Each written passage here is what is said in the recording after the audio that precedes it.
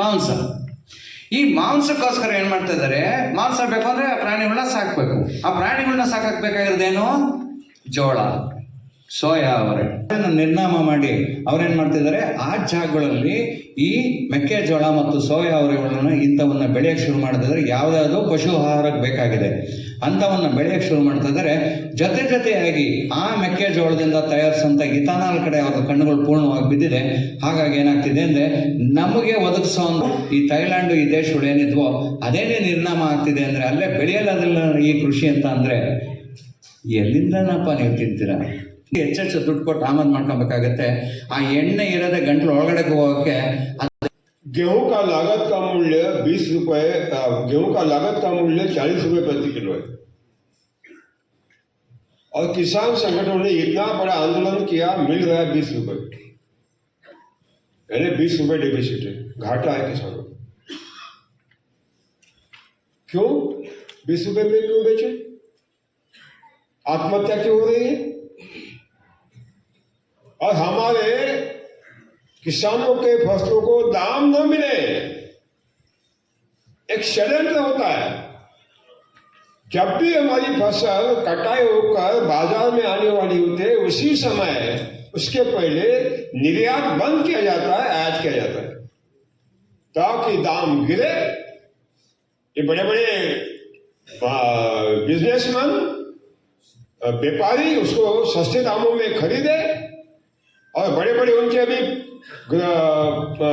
Storage sector बन गए हैं, वहां वो डंप करे और स्कैर्सिटी निर्माण करे देश में, ऊंचे दामों पर बेचे। किसानों को क्या फायदा? इसका मतलब है कि एक विशिष्ट तरह की व्यवस्था बनी जा रही है। आज कपास खड़ी है, चुनने के लिए मजदूर नहीं मिल रहे हैं। क्यों मिलेंगे? 80 करोड़ लोगों को मुफ्त में अनाज दिया जा रहा है, वो काम करने नहीं जाते। महिलाओं को पैसा दिया जा रहा है, काम करने नहीं जाते। और कपास नीचे गिर रहा है, लेकिन चुनने वाले कोई नहीं है। क्यों कपास लेगा? इसका मतलब है कि इसके लिए किसानों की ಹಾವೇರಿ ಜಿಲ್ಲೆಯಲ್ಲಿ ಅದರಲ್ಲೂ ಆತ್ಮಹತ್ಯೆಗಳ ಸಂಖ್ಯೆ ಹೆಚ್ಚಾಗ್ತಾ ಹೋಗ್ತಾ ಇದೆ. ಅದನ್ನು ತಡೆಗಟ್ಟಕ್ಕೆ ಸಂಘಟನೆಯರು ಏನು ಮಾಡ್ಬೋದು ಅಂತೇಳಿ ನಾವೆಲ್ಲ ವಿಚಾರ ಮಾಡಿ, ಈಗೇನು ನಾವು ಬೆಳೆ ತೆಗಿತಾ ಇದ್ದಾವೆ ನಮ್ಮ ಜಿಲ್ಲೆಯೊಳಗೆ ಗೋವಿನ ಜೋಳನ ನಮ್ಮ ಮೇಜರ್ ಕ್ರಾಪ್. ಆ ಗೋವಿನ ಜೋಳ ರೇಟು ಕಳ್ಕೊಂಡು ಈ ವರ್ಷ ಏನೂ ಇಲ್ದಂಗೆ ಆಗಿದೆ. ಇದು ಈ ವರ್ಷದ ಕಥೆ ಅಲ್ಲ, ಪ್ರತಿ ವರ್ಷವೂ ಹಿಂಗಾಗಿದೆ.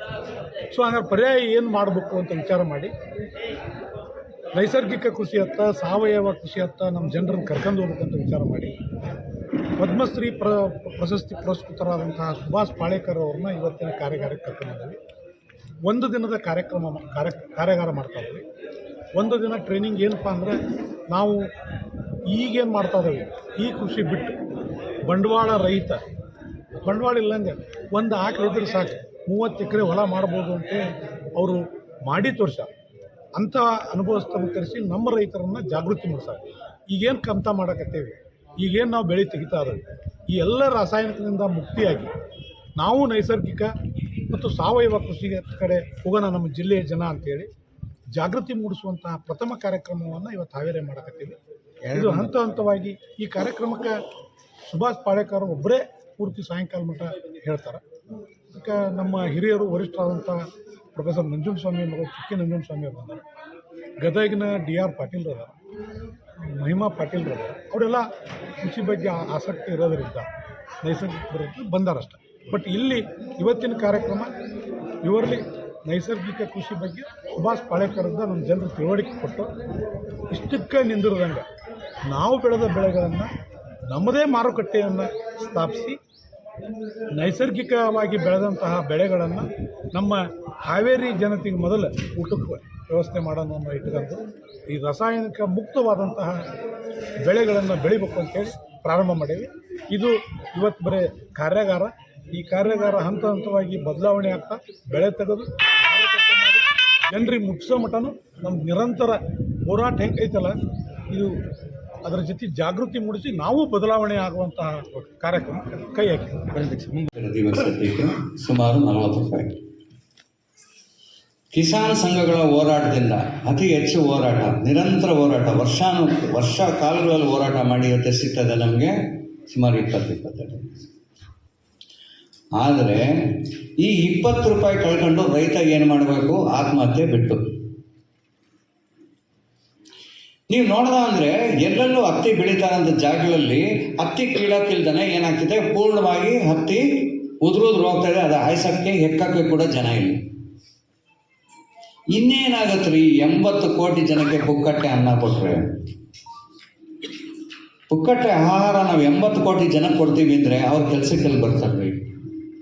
ಯಾವಾಗ ಅವ್ರ ಕೆಲಸಕ್ಕೆ ಬರಲ್ವೋ ನೀವು ಬೆಳೆದಂಥ ಫಸಲು ಬಿದ್ದೋಗ್ತದ್ರಿ. ನೀವು ರೈತರು ಸಮಸ್ಯೆಗೆ ಸಿಗಾಕಂತೀರ. ನೋಡಿ, ನೀವು ಯಾವಾಗನ ನೋಡಿ, ನಾವು ಬೆಳೆದಿದ್ದೀವಿ, ಇನ್ನೇನು ಕುಯ್ಲು ಮಾಡಿದ್ದೀವಿ, ರಾಶಿ ಮಾಡಿದ್ದೀವಿ, ತಂದು ಮಾರುಕಟ್ಟೆಗೆ ಹಾಕಬೇಕು, ರಫ್ತನ್ನು ನಿಲ್ಲಿಸ್ಬಿಡ್ತಾರೆ. ನಿಮ್ಮ ಬಾಗಿಲು ಈ ಮಂಡಿಯವರೆಲ್ಲ ಮುಚ್ಚಿಸ್ತಾ ಇರೋದು, ಅಲ್ಲಿ ರಫ್ತನ್ನು ನಿಲ್ಲಿಸ್ತಾರೆ. ದಡಕ್ಕಂತ ಬೆಲೆ ಪಟ್ಟಂದ ಹಚ್ಕೊಂಡ್ಬಿಡ್ತಾರೆ. ನಾನು ಹೋದ್ಸಲಿ ನಾನೇ ನೋಡಿದ್ದೀನಿ. ಈ 2ನೇ ಸಲ 70 ರೂಪಾಯಿ ನಮ್ಮ ತುಮಕೂರಲ್ಲಿ ಜೋಳ ಇತ್ತು, ಗುಂಡು ಜೋಳ. ಇದ್ದಕ್ಕಿದ್ದಂಗೆ ನಾನು ಮಾತಾಡ್ತೀನಿ, ಏನು 70 ರೂಪಾಯಿ ಆಯಿತು ಬಿಡ್ರೋ, ನಿಮ್ಗೆ ಒಳ್ಳೆ ಕಾಲ ಬಂತು ಅಂತ. ನನ್ನ ಬೀರರ್ ನಮ್ಮ ಚಂದ್ರಶೇಖರ್ ಕಾಡದೇವರತನ ಎಲ್ಲನೂ ನಾವು ನಿಮ್ಗೆ ಚಲೋ ಬಂತು ಬಿಡ್ರೋ, ಏನೋ ಬಂತಿದ್ದೆ. ಇಲ್ಲ ನೀನು ಅಪ್ಪನ 70 ರೂಪಾಯಿ ಯಾವತ್ತ ನೋಡಿದೆ ನೀನು, 18 ರೂಪಾಯಿ ಬಂದೈತಿ ಅಂತ. ಇಲ್ಲಿಂದ ನಾವು 70 ರೂಪಾಯಿ ಒಂದೊಂದೂವರೆ ತಿಂಗಳಿತ್ತು, ಇವಾಗ 18 ರೂಪಾಯಿ ಬಂದ್ಬಿಟ್ಟೈತಾನೆ. ಹೌದು ಕಣ್ಲ, ಹೊರಗಡೆ ಹೋಗೋದನ್ನ ನಿಲ್ಸವ್ರೆ ಇವರು. ನಮ್ಮ ಬೆಲೆಗಳನ್ನ ಕುಸಿದು ಬಿದ್ದೈತೆ, ನನ್ನ ಹತ್ರ ಚೀಲಕ್ಕೆ ಕಾಸಿಲ್ಲ ಕಣ್ಲ, ಅದನ್ನು ರಾಶಿ ಮಾಡುವಲ್ಲಿ. ಅದಕ್ಕೆ ಏನೆಲ್ಲ ಮಾಡಲಿ, ತೊಗೊಂಡಲ್ಲ ಬೆಲೆಗೆ ಹಾಕ್ಬೇಕು. ನಮ್ಮ ಚೀಲಕ್ಕೆ ಕಾಸಿಲ್ಲ ನನ್ನ ಹತ್ರ, ಬೆಳೆದಿರೋ ರಾಶಿನ ತುಂಬಿಟ್ಟು ತಗೊಂಡ್ಕೊಡೋದಕ್ಕೆ. ಹಾಗಾಗಿ ಏನು ಮಾಡ್ತಾ, ಸಾಲ ಬಾಧೆ ನಾವು ಎತ್ಕೊಂಡೋಗಿ ಕೊಡಬೇಕು. ಎಲ್ಲಿ ತನಕ ರೈತ 4 ಕಚ್ಚಲ್ಲ, ಅವನ್ನ ಬೆಲೆ ನಾವು ಕೆಳಗಡೆ ಮಾಡೋದಕ್ಕಾಗಲ್ಲ. ಹಾಗಾಗಿ ಇರೋವಂಥ ಹೋಗಬೇಕು. ರೈತನಿಗೆ ಆಳುಗಳು ಸಿಗಲ್ಲ, ಲಾಗಾಡು ಹೆಚ್ಚಾಗ್ತಾ ಇರಬೇಕು, ಅವನಿಗೆ ಅತಿ ಹೆಚ್ಚು ನಷ್ಟ ಆಗಬೇಕು ಅಂತ ನಡೀತಿರೋವಂಥ ಈಗ ಒಂದು ದೊಡ್ಡ ಷಡ್ಯಂತ್ರ. ಇವತ್ತು ಅಧಿಕ ರಾಸಾಯನಿಕ ಬಳಕೆಯಿಂದ ನಮ್ಮ ಕೃಷಿ ಭೂಮಿಯನ್ನು ಸಂಪೂರ್ಣ ನಾವು ಹಾಳು ಮಾಡ್ಕೊಂಡು ಇವತ್ತು ನಾವು ಕೃಷಿಯನ್ನು ಮಾಡ್ತಾ ಇದ್ದೀವಿ. ಈ ಒಂದು ಉದ್ದೇಶದಿಂದ ನಮ್ಮ ಕೃಷಿ ಭೂಮಿಯನ್ನು ಉಳಿಸ್ಕೊಳ್ಳೋದ್ರ ಜೊತೆಗೆ ಆರೋಗ್ಯಕರ ಜೀವನ ಸಾಗಿಸ್ಬೇಕು ಅನ್ನೋಂಥ ದೃಷ್ಟಿಯೊಳಗೆ ಕರ್ನಾಟಕ ರಾಜ್ಯ ರೈತ ಸಂಘ ಹಾವೇರಿ ಜಿಲ್ಲೆ ವತಿಯಿಂದ ನಾವು ಇವತ್ತು ಸಾವಯವ ಕೃಷಿ, ನೈಸರ್ಗಿಕ ಕೃಷಿಯನ್ನು ಹಮ್ಮಿಕೊಂಡಿದ್ದು, ಇದರಲ್ಲಿ ಇವತ್ತು ಸುಭಾಷ ಪಾಳೇಕರ್ ಅವರ ಕಾರ್ಯಾಗಾರನ ಈಗ ಪ್ರಾರಂಭ ಮಾಡೀವಿ. ಅದರಲ್ಲಿ ಇವತ್ತು ಸ್ಥಳೀಯವಾದಂಥ ಸಮಸ್ಯೆಗಳನ್ನು ಅಲ್ಲದೇ ಅಂತಾರಾಷ್ಟ್ರೀಯ ಮಟ್ಟದಲ್ಲಿ ನಮ್ಮ ದೇಶದ ಸ್ಥಿತಿಗತಿಯನ್ನು ಒಳಗೊಂಡು ನಮ್ಮ ಕೃಷಿ ಯಾವ ನಿಟ್ಟಿನಲ್ಲಿ ಹೋದರೆ ಸೂಕ್ತ ಆಕತಿ ಅನ್ನೋಂಥದ್ದನ್ನು, ಎಥಿನಾಲ್ ಇರ್ಬೋದು, ಆಮದು ರಫ್ತು ಇರ್ಬೋದು, ಇವೆಲ್ಲವನ್ನು ಸುಭಾಷ ಪಾಳೇಕರ್ ಅವರಿಂದ ಇವತ್ತು ನಾವು ಮಾಹಿತಿಯನ್ನು ಪಡ್ಕೋತಾ ಇದ್ದೀವಿ. ಅದಕ್ಕೆ ಮುಂದಿನ ದಿನಗಳಲ್ಲಿ ಹಾವೇರಿ ಜಿಲ್ಲೆಯಿಂದ ಈ ಇಡೀ ಕರ್ನಾಟಕ ರಾಜ್ಯಾದ್ಯಂತ ಮತ್ತು ದೇಶಾದ್ಯಂತ ಸಾವಯವ ಕೃಷಿನ ಒಂದು ಮಾರುಕಟ್ಟೆ ವ್ಯವಸ್ಥೆಯನ್ನು ಮಾಡಿ ಎಲ್ಲ ರೈತರು ಇದರ ಒಳಪಡಬೇಕು ಅನ್ನೋಂಥ ದೃಷ್ಟಿಯೊಳಗೆ ಇವತ್ತು ಪ್ರಾರಂಭ ಮಾಡ್ತಿದ್ದೀವಿ.